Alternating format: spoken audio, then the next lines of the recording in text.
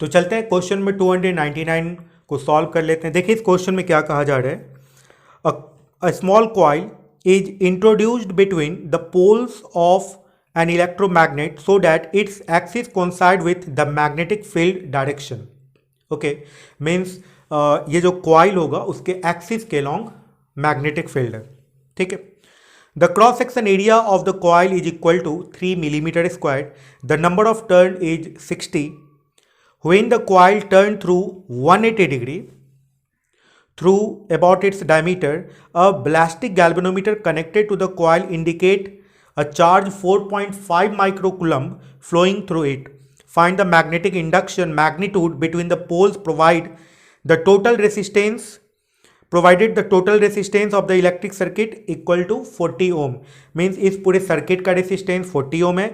ये जो कॉइल है ये रखा हुआ है दो मैग्नेटिक पोल्स के बीच में, जो कि कंप्लीटली क्रॉस कर रहा होगा और ये 180 डिग्री से घूम गया है। तो इसका मतलब है यदि आप इनिशियल फ्लक्स को यदि आप फाई मान के चलते हैं तो फाइनल फ्लक्स माइनस फाई आ जाएगा, क्योंकि 180 डिग्री से घूम गया है। ठीक है, तो चेंज इन फ्लक्स की यदि बात करें तो इनिशियल फ्लक्स को यदि आप फाई मानते हैं तो फाइनल फ्लक्स जो होगा माइनस फाई होगा, तो चेंज इन फ्लक्स जो होगा ये -2 फाई हो जाएगा। ठीक है, delta phi by delta T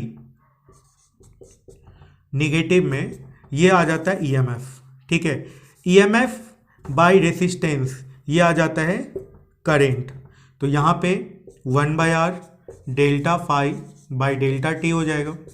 I को लिख सकते हैं आप delta q by delta t, और यहाँ पे आ गया -1/r delta phi by delta t. Delta t cut गया, तो यहाँ से जो चार्ज का जो फ्लो होगा वो हो जाएगा डेल्टा फाई बाई आर, है ना, minus of delta phi by R आ जाएगा। ये अमाउंट ऑफ चार्ज फ्लो होगा, ये टाइम पे डिपेंड नहीं करेगा, टाइम से इंडिपेंडेंट होगा। फ्लक्स की यदि बात करें तो इनिशियल जो फ्लक्स होगा वो हो जाएगा N be the number of turn, B the magnetic field, A is the area of coil. ठीक है, सिंगल टर्न ऑफ कॉइल का जो एरिया है वो ये है। ठीक है, तो यहां पर जब आप फ्लक्स लिख रहे हैं तो चार्ज का जो वैल्यू होगा, टोटल चार्ज जो फ्लक्स फ्लो करेगा वो 2 के बराबर होगा, हम लोग देख चुके हैं। तो ये पुट करते हैं तो ये आ जाएगा 2 and B A by resistance 2 into number of turn कितना दिया हुआ है, नंबर ऑफ टर्न जो ये दिया हुआ है इसमें 60 टर्न दिया है, तो 60 पुट कर देंगे एन के जगह पे। मैग्नेटिक फील्ड आपको निकालना है, एरिया ऑफ क्रॉस सेक्शन है 3 मिलीमीटर स्क्वायर, तो 3 इंटू 10⁻⁻6 हो जाएगा। बाई रेसिस्टेंस की यदि बात की जाए तो ये 40 ओम इसका रेसिस्टेंस है, और जो चार्ज फ्लो किया है ये 4.5 माइक्रोकूलम्ब है। 4.5 इंटू 10⁻⁻6 है। -6 यहाँ से कट गया, 0 से 0 ये कट गया, ये 2 से कट गया। मीन्स यहाँ से मैग्नेटिक फील्ड का जब आप वैल्यू कैलकुलेट कीजिएगा तो ये 0.5 टेस्ला आता है, 0.5 टेस्ला आएगा। And this is the final answer to this problem. तो ये था क्वेश्चन नंबर आपका 299। अब हम लोग क्वेश्चन नंबर 300 पे चलते हैं। 300 भी एक बहुत ही बेहतरीन क्वेश्चन है, सॉल्व कर लेते हैं क्वेश्चन नंबर 300 को।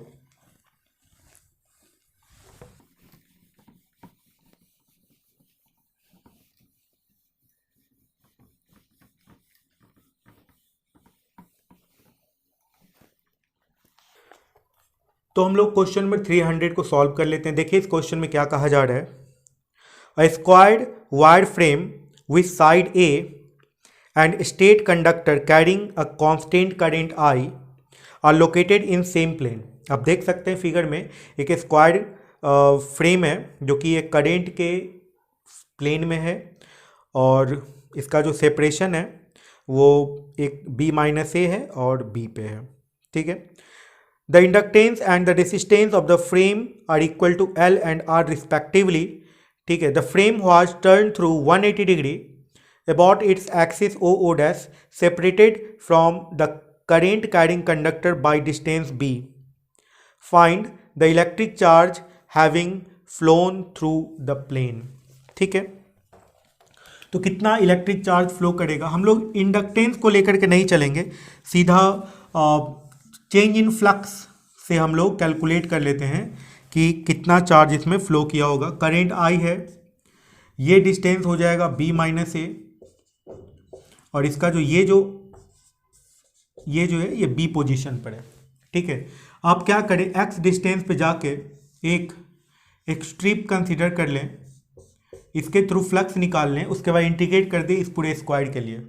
ठीक है, तो इसके थ्रू जो फ्लक्स का वैल्यू आएगा, डी फाई का जो वैल्यू आएगा वो आ जाएगा, मैग्नेटिक फील्ड का वैल्यू आ जाएगा mu not I by 2 pi x. ठीक है, और एरिया का वैल्यू आ जाएगा, ये साइड लेंथ ए है और ये इसका विड्थ डी एक्स है, तो ए इंटू डी एक्स। ठीक है, तो फ्लक्स का जो वैल्यू आएगा इसके थ्रू, इसको φ1 यदि लिख दें तो फ्लक्स का जो वैल्यू आएगा म्यू नॉट आई बाई 2 पाई, ठीक है, ए, और integration of D x by x. Limit of integration क्या करेंगे, कितना से कितना करेंगे, बी माइनस ए से बी तक, बी माइनस ए से बी तक इंटीग्रेट कर देंगे।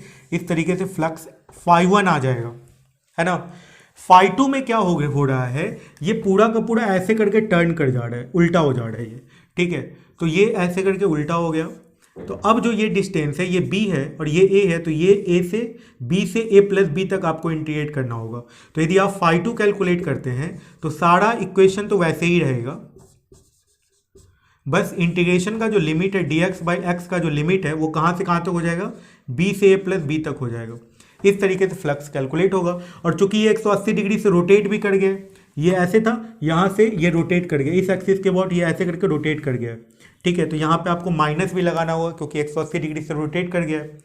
तो φ2 का जो वैल्यू है ये आ जाएगा mu not I A by 2 pi, minus में ये आ जाएगा lawn A plus B by B, और φ1 का वैल्यू यदि यहाँ से आप कैलकुलेट कीजिएगा तो ये आ जाएगा mu not I A by 2 pi lon, ये क्या आ जाएगा, b by A minus B minus A, है ना, ये आ गया। चेंज इन फ्लक्स, तो डेल्टा फाई यदि आप लिखते हैं तो डेल्टा फाई का वैल्यू क्या होगा, final flux minus initial flux, तो माइनस में ही आएगा ये। ठीक है, माइनस में mu naught I A by 2 पाई को कॉमन कर लें, minus mu naught I A by 2 पाई को यदि कॉमन कर लें तो यहाँ पे क्या आ जाएगा, lawn A plus B by B plus lon b by B minus A. यदि आप इसको सॉल्व कीजिएगा तो ये आ जाएगा mu not I A by 2 pi lon A plus B by B minus A, कुछ ऐसा आ जाएगा। ठीक है, और चार्ज जो फ्लो करता है, चार्ज का वैल्यू कितने के बराबर होता है, minus delta phi by R के बराबर। यदि आप ये पुट कीजिएगा तो ये आ जाएगा mu not I A by 2 pi into resistance lon A plus B by B minus A, ये आ जाएगा जो अमाउंट ऑफ चार्ज फ्लो करेगा, ये वो चार्ज आ गया। ठीक है, यहाँ तक आप समझ रहे होंगे। आपको जो कैलकुलेट करना था वो find the electric charge having phloem through the frame, तो यही चार्ज फ्लो करेगा, यही आपको कैलकुलेट करना था। तो चार्ज कैलकुलेट हो चुका है। तो इस तरीके से क्वेश्चन नंबर 300 सॉल्व हो गया। ठीक है, चलते हैं क्वेश्चन नंबर 301 में। ठीक है, थैंक यू।